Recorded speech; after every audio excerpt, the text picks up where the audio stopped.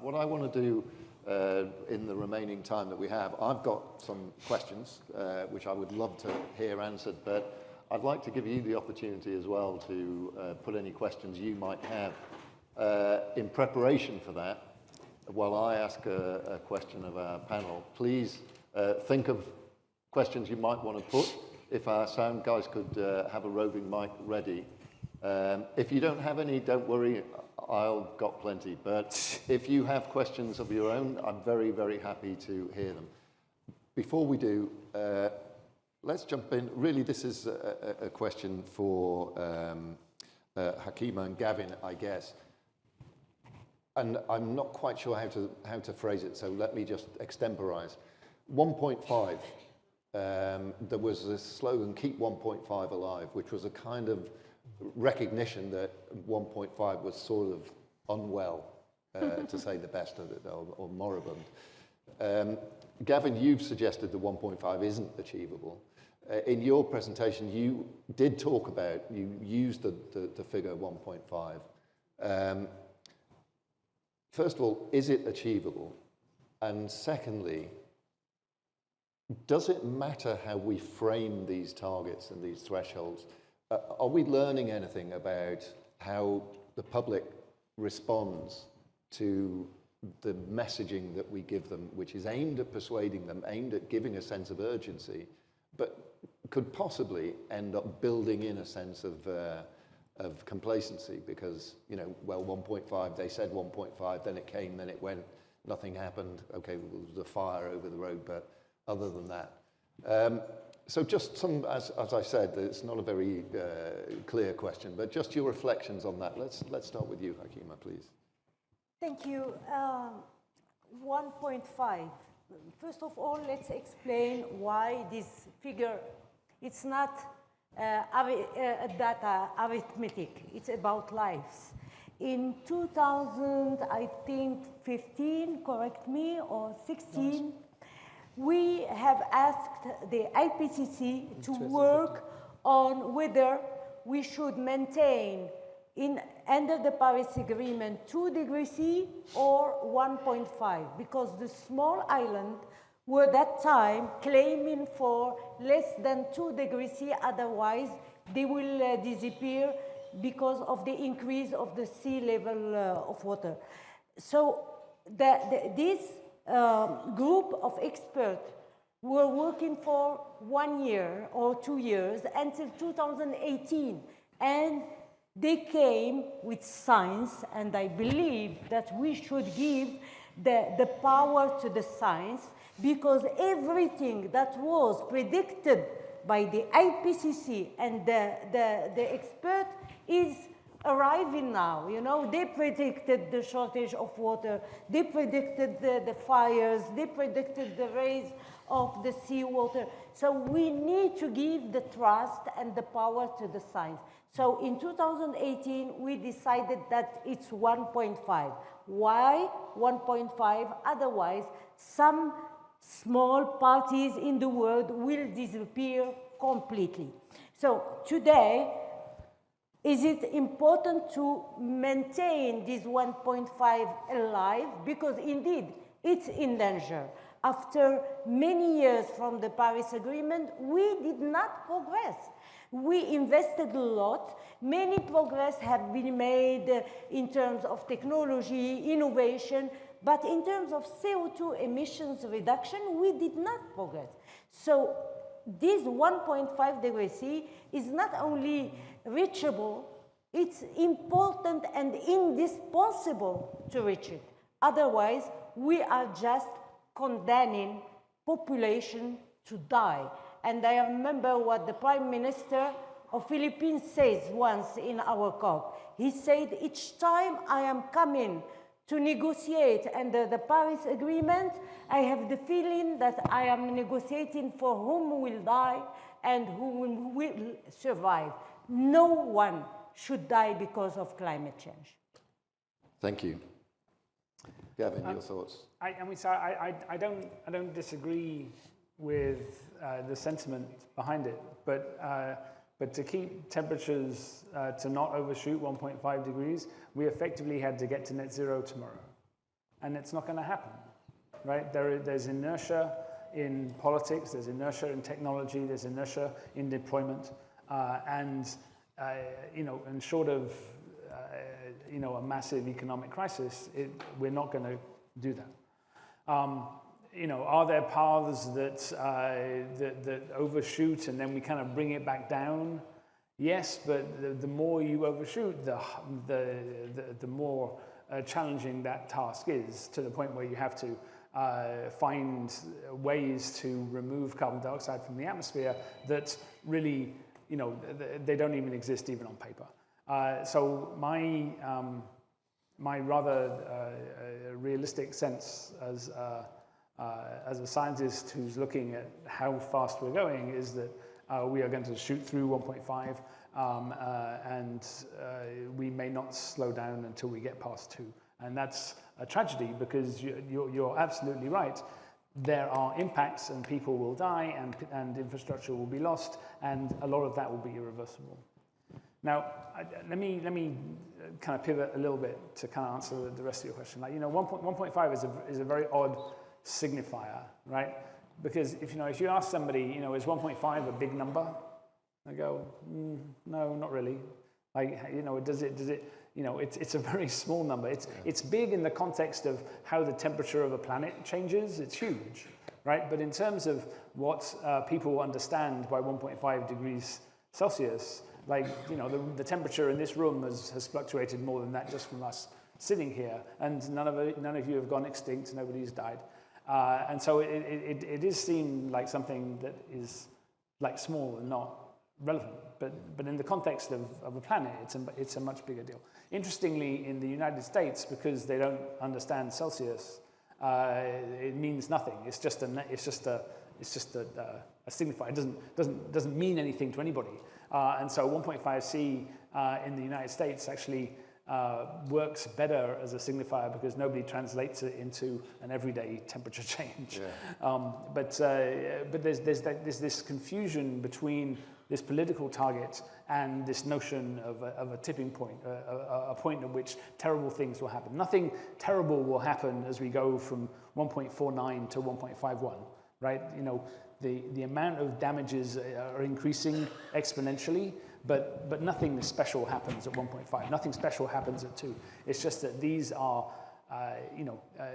they're more akin to speed limits going around a corner than they are to statements about cliffs and tipping points and the like. And that gets a little confused in the public discourse, and we could do better at distinguishing those two things. I reflect that it's absolutely fascinating to watch the evolution of the communication of this issue, how it changes over time, because that, like all political problems, ultimately you have to persuade people, because it doesn't matter, nothing else matters if people aren't persuaded, and language and communication in that sense is key. Okay, well, let me open this up to attentive, curious audience who I am sure are all clamoring to ask questions. Can't see any hands up. Anybody out there have a question? There's a gentleman here and a lady there. So the mic is closest to the lady, so let's start there, and then we'll come over to the gentleman in the center. Please tell us who you are. Keep your question brief. Thank you. I'm Zefidi Madam. I'm a lecturer at Pantheon University and president of Women Association of Greece. I'd like to ask you, which is the climate change soft power? How we use the climate change as a soft power, not only between the countries, but also between regions, because we have some other approach now. This is the one issue that I want to ask you. And the other is, can we talk more about the gender approach of climate crisis and how we can have more women in the climate change negotiation? And I personally believe that we can have a positive results when we have more women. But we don't need more women, but balance between men and women. Thank you. Thank you very much. Two very pertinent and clear questions. Let's start with the first. Unless one of you wants to jump in, I want to hand this to you first, so give us your thoughts. Thank you. I will connect to the previous question because, look, it's leadership. Leadership is part of something. Let's call it, could be a leader of a state, could be a leader of a family. If you're a father or a mother, what do you want with your children? You want them to be lazy, just to do whatever they want? No, you want to set up the bar high. You want to give them difficult tasks to achieve when they work. Let me put it this way. If you want to fly, prerequisite for that, at least you jump. And if you want to jump, you put the bar higher. So I would address global leaders and tell them very simply about 1.5. Keep it 1.5. Even if we don't jump that high, we need to be ambitious. We need to work hard. We need to understand how important it is not to be lazy, but as a leader, you set up a goal. And that's the same about the power of climate policies and the climate change everywhere. Of course, the mothers are the most responsible part of society. They care much more about everything than many other people. But you see, the soft power of climate change is everywhere. Especially it could be in the social, it could be in the movies, it could be in the religions, but it could be in the economy. Listen, just a very simple fact, and then I will stop there. You have a curve in the Mario Draghi report that says you start 2,000 years back in history from the ancient Greek time, innovating democracy philosophy. Thank you, Greece. You were great. From 2,000 years up to 2008, you have Europe and the European Union being the richest, the strongest, the more competitive, more patents, whatever you can imagine, soft, hard, all of that.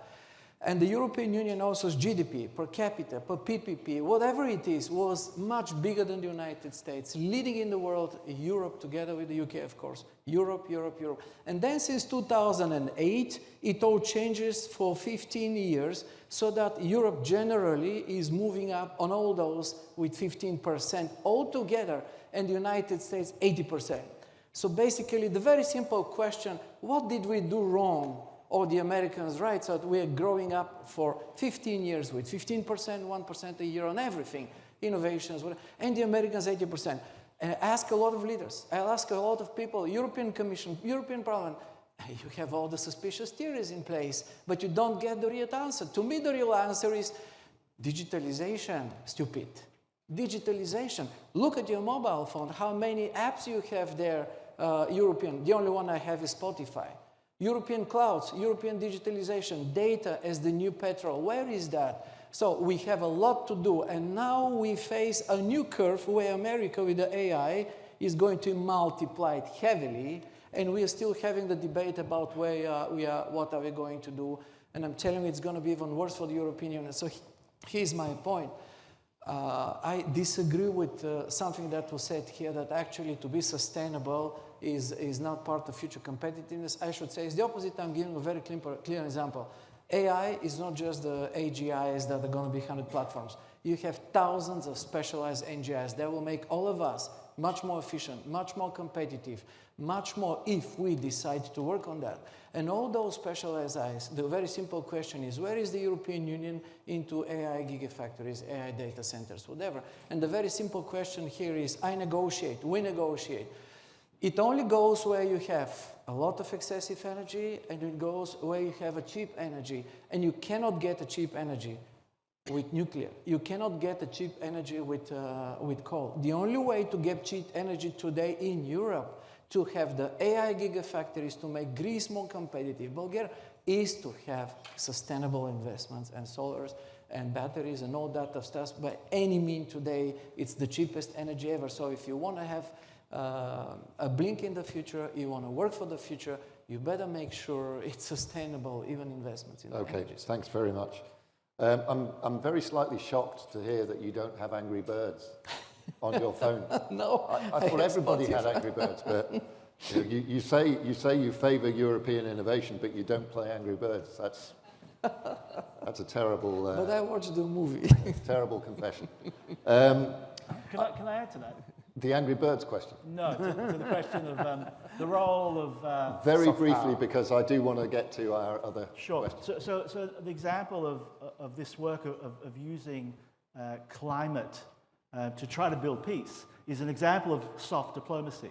So we were with the cabinet of von der Leyen last week at Global Gateway. We were with the cabinet of Suica, the Commissioner for the Mediterranean. And here's where we need support. We need to make sure that Global Gateway gets engaged. So the investments that Global Gateway, which is Europe's $300 billion of development support, aligns with its climate policies so that the climate efforts here of soft diplomacy can not only advance the Green Deal of Europe, but also help build a more sustainable and peaceful Middle East. Great, thank you. Can I just Hakima, throw very briefly. Thank one you. from Hakima, then one from you, very briefly.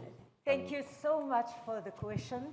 It's resonate with me. I'm coming from a region where protests remove regimes, and when civil society remove regimes. And this is to tell you that the soft power is very important to make a positive pressure on government. And this is very important to transform the global agenda, which is not talking and resonating with everybody. You don't know what we are doing when we are under the negotiation, but you will know what is needed for human being to be safe, to be advocating for. So we need this soft power, and we need to transform the global agenda to a citizenship agenda. And this is the second point, women. Thank you again for the question. Because, if you take the global south, 80% of the task force, 60 to 80% are women. And the women are both victim and part of the solutions. So I think that it's very important that under the Paris Agreement, and there are many things for women, I think that our member of the advisory board, Maria, is dealing with a huge issue under the climate change negotiation for women. So we want women to be involved in the negotiation. We want women to be involved on the land for the solutions. Thank you. Gavin, I'm going to ask you to hold off for a second because I want to come to our final question. Sorry about that. No worries. I'm sorry for interrupting your applause, which was well deserved. So go ahead if you like. And let's applaud. There you go. Thank you. The gentleman halfway back through the hall. This is the last question we can have, I'm afraid, because we don't. Hello, thank you, Mr. Chairman. I'm Nicholas Markatos, former rector of the National Technical University of Athens, currently Professor Emeritus, unfortunately, but still active. A question for Dr. Schmidt. Did you imply that 1.5 is arbitrary? Because it is not. It is one of the values given by predictive models, solving Navier-Stokes equations, etc., that predict something between 1.5 and 2.5 degrees, which is very, very different. My own models predict 1.7, which is the optimistic view, if you like. Therefore, it's not arbitrary, and I like to stress the fact that with artificial intelligence nowadays, which you all started using, digging the data we have is going to allow us very, very soon to have the exact value that is given for the current conditions. Thank you very much indeed. Thank you. I suspect quite strongly you didn't imply that, but please go ahead and respond. No, I think I did actually imply that. Okay. 1.5 is a political goal. It's not a scientific goal. We were asked what would happen at 1.5, and we wrote a very big report. But we've also been asked what's happening at 2 or 3, and things get worse. Every tenth of a degree matters, but nothing. 1.5 is not a tipping point, right? It's a speed limit, and the faster we go in terms of temperature, the more the things are going to fly off the rails as we go around the curve, right? I mean, so I don't want to get it. I mean, I'm happy to have a technical conversation with you afterwards about exactly what we're predicting, but I think we have to be clear that we have political goals which are based in values, and then we have scientific things that are going to happen which are based in science. And those things, they're related, but they're not the same. Okay, brilliant. Thank you. Well, we could carry on talking about this for quite a bit longer, but we don't have any more time. We have a fascinating panel coming up on technology. But before we start that, please join me in thanking what's been a fabulous panel. Thank you, ladies and gentlemen. Thank you.